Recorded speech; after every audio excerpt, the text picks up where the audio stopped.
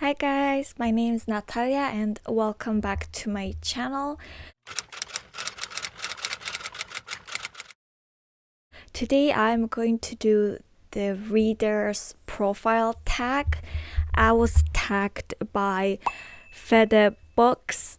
I hope this is how your name is pronounced. If it's not, I'm sorry, please correct me. But thank you so much for tagging me. I thought these questions are really fun, so I'm here to do this tag myself. So there are 10 questions in total, and I guess let's get into it. The first question is, what for you makes a good book? So I thought about it, and for me, there's like a lot of factors that I take into consideration when I'm rating a book. First of all, I feel like the characters are the backbone of a book. Like, even if you have the most interesting plot, the most twisted and crazy plot, if the characters fall flat, I feel like it's just not gonna be a good book. The characters are usually what carry the story, at least for me. Secondly, meaningful and heartwarming relationships. So both romantic and non-romantic relationships add a lot to the story and just make it more meaningful and more fun. And then also atmospheric setting, like sometimes just the world building or like the setting that the author makes just feels so immersive and magical that this alone just makes the book really good. Next, shocking turns of events. So I like books that kind of are like middle to fast paced and just like they have a lot of shocking plot twists. I just feel like it makes me like really engaged in the story and it makes it so fun to read it. And I guess the last thing that makes a good book for me is when a book makes me kind of contemplate and just makes me feel an array of different feelings. So I guess books where like I find a lot of the quotes, for instance, thought-provoking. I really like these types of books and I come back to these quotes often. So I feel like if all of these criteria are met, then I feel like the book just cannot be bad, at least for me personally. The next question is, what are you currently reading? And the book I'm currently reading is Once Upon a Broken Heart by Stephanie Garber. I'm like halfway through it and I'm honestly really enjoying it so far.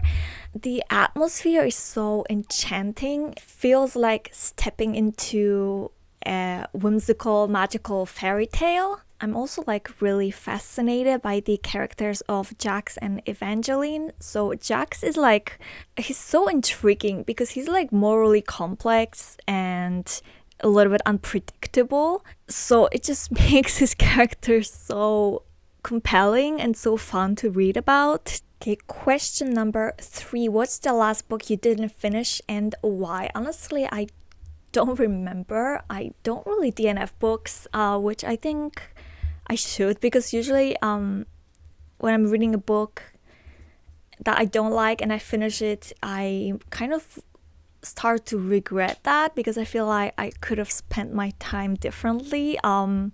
There's not a lot of books that make me feel this way. Most of the books I read are actually really enjoyable.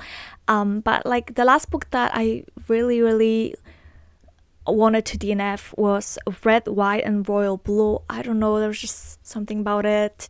I felt so bored. I didn't really feel attached to any of the characters and it was just too much like political drama. Like I like political drama but in a fantasy setting, but this was more like real life setting. So I don't know, I found it boring. I did not like the story. So I should have DNF'd it. And I also should have DNF'd The House Across the Lake, I think. Because once we got to the big reveal, like the big plot twist, I thought it's like really ridiculous. And after that, I couldn't really enjoy the story. I did finish it because I was curious as to how it ends. But I was really close to DNFing it. So while I don't remember the last book I actually DNF'd, There were definitely a few that I almost DNF'd. Next question. What obscure book do you wish other people would read? The book that I think may be considered a bit obscure is Angel Fall by Susan E. It is an incredible post-apocalyptic fantasy which has like a darker take on angels. So the protagonist, Penryn, is trying to navigate the world that has been destroyed and taken over by angels. She will also have to rescue her sister that was actually kidnapped by a group of angels. Also, I really loved how fast-paced and tense this book was. I don't know, I feel like it's not really that talked about in the bookish community. At least I haven't really seen people talk about it. I feel like it flew under the radar a little bit. I mean, it's not a book that came out like recently or anything like that, but I still feel like it is worth reading. So if you haven't read that but this story sounds interesting to you, then definitely go and check it out. It's actually a trilogy, so there are 2 more books after that, and I think all of them were really good. Question number 5. What's the longest book you've ever read? So I was not sure, honestly. I think it's The City of Heavenly Fire by Cassandra Clare. Actually, I read it like a really long time ago, but it has 725 pages. I'm guessing this is the longest one I read, but I'm not sure, to be honest. Next, a question. This question was really fun. It says, if you could have a dinner party with 5 fictional characters, who would they be? So let me go through the 5 characters that I chose. First of all, 2 characters from the Six of Crows duology, which is one of my favorite series of all time. I feel like I talk about it in almost every video. But anyway, I could take all of the characters from just this duology, but I know that would not be a very interesting answer, so I only chose 2. First being Nina Zenek. She just has such a positive and infectious energy, and she loves food, especially waffles, so I feel like that would just, bring a really nice atmosphere to the table. The second character is Jasper, also from Six of Crows duology. He's also like really charming and witty, and I feel like he would definitely keep the party lively with his humor. So definitely Nina and Jasper. Next, I chose Jax from Once Upon a Broken Heart, so the book I'm currently reading. I just feel like his mischievous and mysterious presence would just bring a very interesting atmosphere to the table, and I imagine his dry humor would lead to some great one-liners. So Jax. And the next character, she's not really like the life of the party, I guess, but I loved reading about her, and I thought that I would love to be her friend. The character I'm talking about is Mika Moon from the Very Secret Society of Irregular Witches. She just seemed like such a kind-hearted and positive person, so I'm sure like her demeanor would make everyone feel welcome and at ease, so I would love to have dinner with her. And the last character that I would invite to my table is Jude from the Folk of the Air trilogy. I just feel like her fierce personality would add like an interesting edge, and I'm sure she would have lots of really interesting stories from Elfheim to tell us, so I feel like she would be a really fun addition. So these are the characters that I chose to have dinner with. I don't know, I just feel like this combination of different characters would be really fun and interesting, and yeah, I would love to have dinner with them. Next question. 5 books you'd want if stranded on a desert island.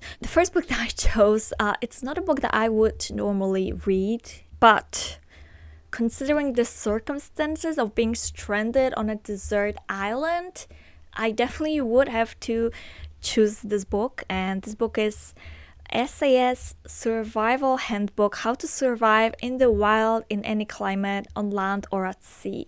In like everyday life, I would not pick this book up because it's not really something that I need or something I'm interested in. But I feel like if I was really stranded on an island, I would need some help. So I would use this book for some practical advice on how to survive. And then the next 4 books are just basically some of my favorite books that I would, read to pass the time, and, maybe it would make me feel less sad and lonely being on the island.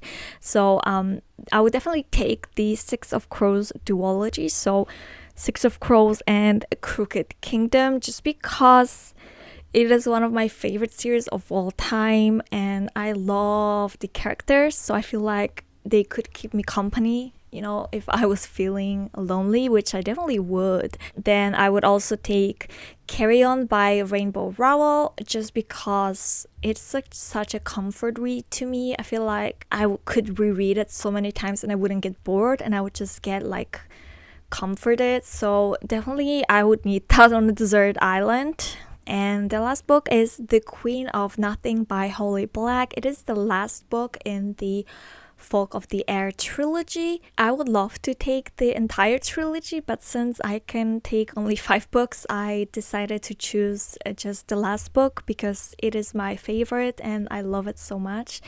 So these are the books that I would take with me. The next question is one book you could not put down. So it's a book that I read recently. It's called Killer Instinct by Jennifer Lynn Barnes. It is a second book in the Natural series. It is a very fast-paced YA thriller about a group of teenagers that have certain special abilities, and because of that they are recruited by the FBI to solve cold cases, but they will also end up working on active cases. So it's really fast-paced, really intense, and I was so invested in the story, I literally could not put it down. I also really like the characters and the romance subplot. So yeah, I definitely devoured this book. It was so good. Okay, next question. Oh, this one is a juicy one. It's 5 books or authors you will never read. Okay, so before I answer, I have to say that this is just my personal opinion, and I do not judge people who like these books or these authors. I know everyone has their own tastes and things that they enjoy or things that make them uncomfortable. So some of the books that I will never ever pick up, first of all, any dark romance. I don't know, this subgenre of romance, it just makes me feel so uncomfortable personally. I've never actually read any dark romance book, but I did see some sum-ups of what these types of books contain, and it's crazy. It's not really something that I would feel comfortable reading or that I think I would enjoy. So I definitely wouldn't read books like Haunting Adeline, Hooked, Butcher and Blackbird, and honestly any more, any dark romance. An author that I will also not read is Colleen Hoover. I don't really want to just jump onto this hate train, but I did read one book by her in the past. I think it was called Maybe Someday. Anyway, I hated it. I think I gave it 1 star. And then I also saw a lot of people saying how problematic some of her books are, and also even the genre that she writes. It's not really what I usually reach for, so I feel like all these factors combined, I just will not be reading any of her books. Lastly, just any book that has excessive smut, I'm okay with a little bit of it, but if it's too excessive or if it's written very poorly, and one example of smut that was written very poorly is The Love Hypothesis. I read it and I have never cringed so hard in my whole life. Yeah, I think this is a list of all the characteristics of books that I don't really feel like picking up. I was a bit nervous answering this question, maybe because I just don't want anyone to feel like it's wrong to like any of the books that I just mentioned. Like I said, it's my personal taste. Okay, and now we've come to the last question, which is, if you were to write a book, What would it be about? I'd love to write a romantasy book because it is one of my favorite genres, and I think I would want it to be set in like a society where witches are persecuted, and our protagonist would be a witch, and she would escape to this secluded school for witches that is kind of like hidden from other people. And she would think she's found safety, but then weird things would start to happen, like some students would disappear mysteriously, and the protagonist would realize that there are some dark forces that are stirring things up within the school's walls, and she would start uncovering some secrets about the school, maybe about her family. I don't know, I just feel like it would be a really fun idea. Another one I had was also like someone close to the protagonist is killed by a vampire, so she swears to like become a vampire hunter, and it would turn out like someone close to her was turned into a vampire, or maybe she herself will turn into a vampire. She swore that she will be killing vampires, and now either herself or someone she loves has become a vampire, so she will be in like a really huge moral predicament. And I was also thinking, I have so many ideas, honestly. Something like a protagonist, maybe she will find or she will inherit like a portrait, maybe like a portrait of her ancestor. It will turn out there is a soul trapped in this portrait that is trying to like control her, something like that. I have many different ideas. Maybe hopefully one day I can actually turn one of them into an actual book. Let's cross fingers that it happens. This was actually the last question, so I will also tag some people down below, so feel free to do this tag if you want to. No pressure though. Don't forget to like this video and subscribe to my channel, and I'll see you in the next video. Bye.